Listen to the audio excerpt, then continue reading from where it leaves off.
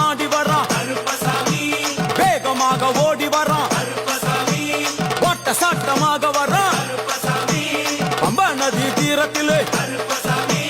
கருப்பன் வரும் வேளையிலே பம்பா நதி குளிச்சு வரான் கருப்பசாமி ஆடி வரான் கரண்ட அளவு தண்ணியிலே தள்ளி கொண்டு வாரானப்பா சாமி முட்டளவு தண்ணியிலே முழுகி கொண்டு வாரான்